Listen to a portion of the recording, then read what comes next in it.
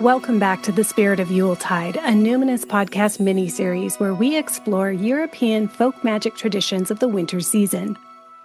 This is the 10th day of Yuletide, the time of the season when we remember those who've died in the past year and our beloved dead that we're missing at this time. It is only very recently, and mainly in Western cultures, that the holidays don't feature remembrance of the dead in some marked and special way. Within Western culture, we hardly acknowledge the dead at all at any time of year, and at Yuletide we're mainly presented with spectral hauntings and cautionary tales like Ebenezer Scrooge with his visitation from his deceased business partner Jacob Marley, and then the subsequent visits from the ghosts of Christmas present and future. Or, for another more modern example, how George Bailey was visited by the angel Clarence Oddbody to show him what life would have been like without him if he'd never been born in the town of Bedford Falls in the movie It's a Wonderful Life. In Western cultures, we tend to fear and distance ourselves from the dead and death and the process of dying. But this is a historically very modern stance, psychosocially speaking. We all come from cultures where our people had active social relationships with the dead, and where nurturing the memory and spirit of our dead was a part of everyday life. Our beloved dead were included in the ongoing celebrations of life and the turning of the wheel of the year. So this 10th day of Yuletide is about acknowledging and including our beloved dead in our lives, respecting mortality, and reclaiming the ancient and universal tradition of ancestral veneration and proper commemoration of the dead. We've been doing a grief vigil in the Numinous Network almost every month since the founding in 2021. Either myself or another host will guide that sometime near the new moon.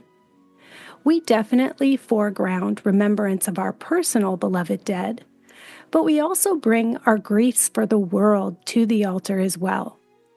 We set up our altars, light a candle, and we quietly listen to music together while we meditate or pray or journal or do whatever ritual personally feels right. At a certain point, we invite people to use the chat like an altar and write the names of their beloved dead that they're missing, or to write out the situations they're grieving that have no place to go, like their climate anxiety, eco-grief, the grief of estrangement or failure or ambiguous loss. And it's not a big share. It's not like a big, overwhelming trauma dump. We ask for the fortune cookie length, not the feature-length version of the story. And sometimes just the acknowledgement is the healing. That's a cliche because it's true. Sometimes acknowledgement is what's been missing. So if you've been trying to dodge your grief all year, this is your chance to stop avoiding it and slowly turn to face it and simply name it. Something I've noticed after doing that monthly grief vigil in a consistent way for a while is how my grief seemed to slowly migrate to that time of the month. I gradually had fewer and fewer experiences of seemingly random emotional flooding or being surprised by tears or memories at inopportune moments.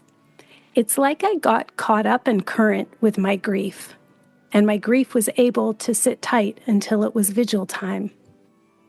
If you would like some company in your grief, join us in the network where we regularly make space for personal and collective griefs, just as we're doing today on this day of remembrance of the beloved dead. Or if it's not the right moment for you to join us, I do have instructions for rituals for grief and for loss and for despair, featured in my book, Spells for the Apocalypse. There's also rituals for other difficult emotions that are hard to name as well, like anxiety, confusion, rage, and overwhelm. So if you've enjoyed the ritual aspect of this Yuletide mini-series, I think you'll really enjoy that book. As always, you'll find that linked in the show notes. So as I was saying, in many cultures, there's one somber night during Yuletide when candles are lit and a place is laid at the table for the visitor who will never materialize, a place for those who've died in the past year that we love. Mind you, it's not always a somber and sad affair. It could follow an Irish wake tradition where laughter and song are mingled with the tears. You could do something fun that your beloved dead like to do, something that they'd love to see you doing as they watch over you, protect you, and bless your life. Along with our expressions of grief, tonight is also a time to tell the stories of our beloved dead. They can be happy stories, funny stories, sad stories, stories of betrayal or frustration or unresolved issues. This is a time for truth-telling, as well as lament and libations for those we miss. You could place photos of your beloved dead on the altar tonight, or a list of names could be read of people you'd like to remember. You can light a vigil candle. A spirit plate could be placed at an empty seat at your dinner table, or some food could be taken on a spirit plate outside and buried at the base of a tree or a special shrub like a rose bush. A clootie is like a Scottish prayer ribbon. It's just a simple scrap of fabric or ribbon tied to a sacred tree as a physical prayer to ask for a blessing or healing. If you have some cloth that belonged to your beloved dead, you could make a clootie from that and tie it to a special tree in honor of your loved one. Or you could sing or play a song dedicated to the ones who died. Or perhaps your ritual is to simply raise a toast to your dearly departed at the end of the night. Do whatever you think would please your loved one and let them know you're thinking of them and you wish them to rest in peace.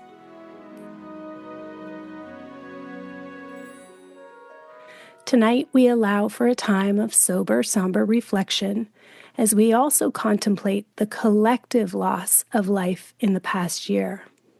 Those who've died of diseases, climate disasters, state violence, including victims of oppressive systems, and the violence of capitalist, imperialist, white supremacist patriarchy, the violence of racism, anti-Semitism, Islamophobia, xenophobia.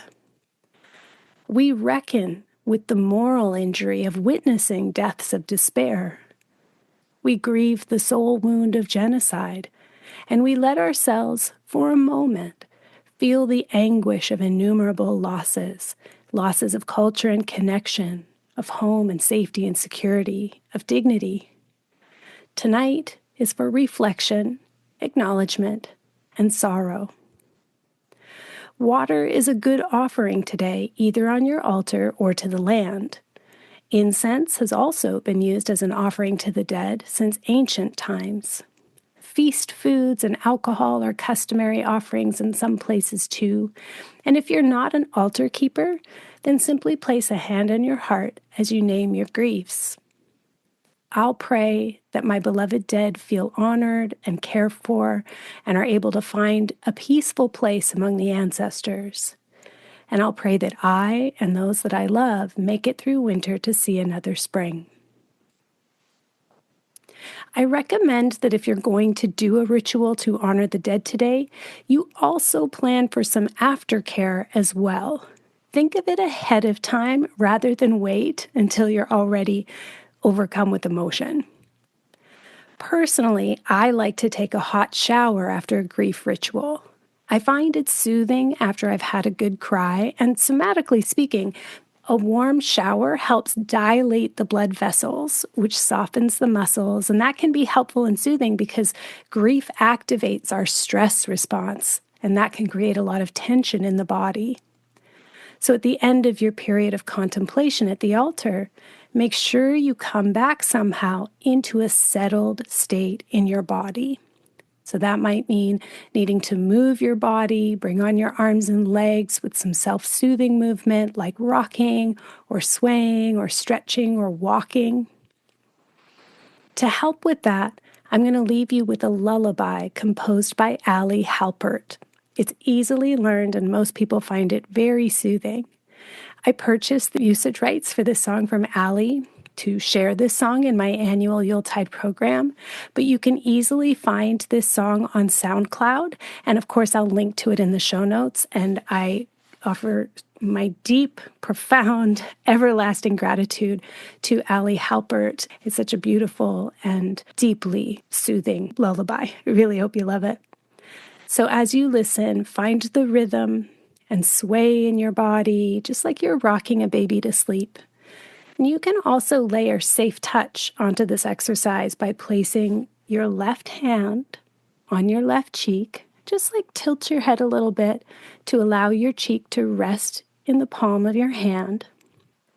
And then place your right hand at the center of your chest. And soften and loosen and honor your beloved dead. Loosen, loosen, baby. You don't have to carry the weight of the world in your muscles and bones. Let go, let go, let go. Loosen, loosen, baby. You don't have to carry the weight of the world in your muscles and bones. Let go, let go, let go. Holy breath and holy name, will you ease this pain? Holy breath and holy name, will you ease this pain? Loosen, loosen, baby, and you don't have to carry the weight of the world in your muscles and bones. Let go, let go. Loosen, loosen, baby, and you don't have to carry the weight of the world in your muscles and bones. Let go, let go. Loosen, loosen, baby, and you don't have to carry the weight of the world in your muscles and bones. Let go, let go. Loosen, loosen, baby, and you don't have to carry the weight of the world in your muscles and bones. Let go, let go.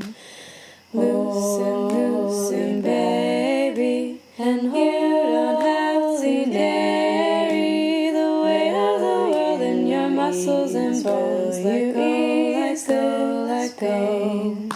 The weight of the world in your muscles and bones. Let go, let go. The weight of the world in your muscles and bones. Let go, let go. The weight of the world in your muscles and bones. Let go, let go.